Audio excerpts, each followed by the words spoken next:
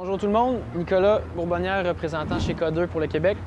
Aujourd'hui, on est à la Vie Sportive pour faire une capsule sur les nouveaux produits Mindbender de K2.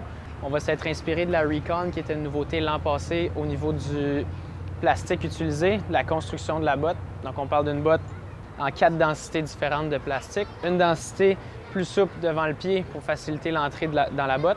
On va avoir une densité plus épaisse au niveau du TPU sur tout le restant du shell de la botte.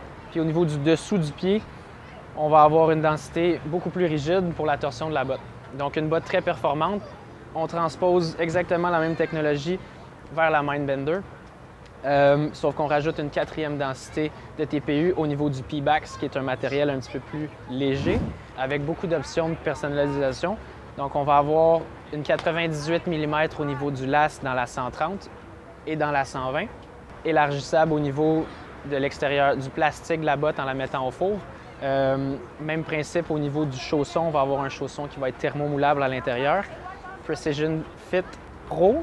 On va avoir la version Tour dans la Mindbender qui va avoir une articulation à l'arrière au niveau du Power Lock Spine. Donc au niveau de la durée de vie du chausson, énormément allongée. On va avoir une botte qui est ajustable de 10 à 17 degrés au niveau de l'angle quand on veut skier en mode alpin. Et quand on va être en mode ski de randonnée, on a un débattement de 50 degrés au niveau avant-arrière. On va parler des inserts Pintec, donc on fit dans toutes les fixations touring sur le marché. On va avoir une semelle Grip Walk qui vient de base sur la botte, interchangeable si besoin est dans le futur. On va avoir une botte super performante, très légère, à 1675 grammes pour une botte. On va avoir la 100 qui va être avec un TPU un petit peu différent. On n'aura pas de P-Bax dans celle-ci, avec un last de 100 mm et non 98 pour celle-là. On va transposer la même technologie au niveau de la Mindbender pour femmes. Donc, on va avoir une version 110 pour la skieuse un petit peu plus avancée experte. Même technologie à 100%. Par contre, on va avoir une botte qui est faite moins haute pour le mollet de la femme, qui va être un petit peu plus bas.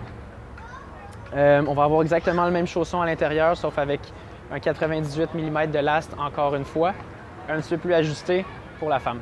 On va finir avec la 90 de flex, qui va avoir, on n'a plus de P-Bax en haut, on va avoir un TPU traditionnel. Pour ce qui est du reste, même principe. Donc on a un équivalent chez l'homme et la femme, et on va avoir la 110, la 120 et la 130 dans la Mindbender. Fait que super botte, polyvalente, qui peut être utilisée autant uniquement en ski alpin qu'en ski de freeride. Donc on ne sacrifie aucune performance pour la légèreté de la botte.